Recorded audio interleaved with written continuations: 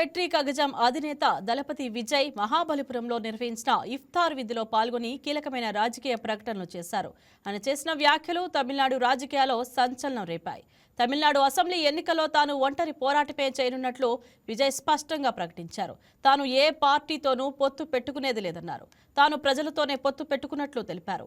ఇటీవల Pawan Kalyan మధ్యవర్తిత్వంతో NDA TVK మధ్య చర్చలు జరుగుతున్నాయని, విజయ్ను సీఎం అభ్యర్థిగా ప్రకటిస్తారని సోషల్ మీడియాలో పెద్ద ఎత్తున ప్రచారం జరిగింది. ఈ నేపథ్యంలో టీవీకే విజయ్ ఎన్డీఏతో పొత్తు ఉండదని స్పష్టం చేయడం దేశ రాజకీయాల్లో హాట్ టాపిక్ గా మారింది. இந்த கூட்டணி அந்த கூட்டணிலாம் சேர போறாரு அப்படின்ட்டு ஒரு பொய்யான ஒரு பிரச்சாரத்தை ஸ்டார்ட் பண்ணிக்கிட்டு இருந்தாங்க. இந்த நியூஸ் எல்லாம் கேட்டு நீங்க கொஞ்சம் బీజేపీ తమ సైద్ధాంతిక శత్రువని, డీఎంకేను రాజకీయ ప్రత్యర్థిగా భావిస్తానని విజయ్ కీలకమైన వ్యాఖ్యలు చేశారు. ద్రవిడ వాదాన్ని నమ్ముకొని టీవీకేని ఏర్పాటు చేసినట్లు విజయ్ తొలి రోజే చెప్పారు.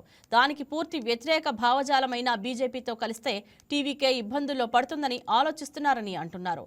ఇఫ్తార్ కార్యక్రమంలో విజయ్ ముస్లిం సమాజంతో మమేకమై లౌకిక విశ్వసనీయతను మరింత బలోపేతం చేశారు. రంజాన్ పవిత్ర నెలలో ఇఫ్తార్ విందు నిర్వహించడం ద్వారా టీవీకే లౌకికవాదం కేవలం మాటలు కాదు, ఆచరణలో చూపిస్తున్నారని మద్దతుదారులు చెప్తున్నారు.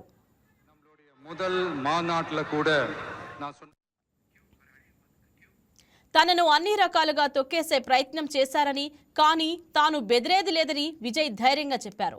ఎటువంటి రాజీ లేకుండా టీవీకే తన సొంత నాయకత్వంలోనే ప్రభుత్వాన్ని ఏర్పాటు చేస్తుందని విజయ్ నొక్కి చెప్పారు.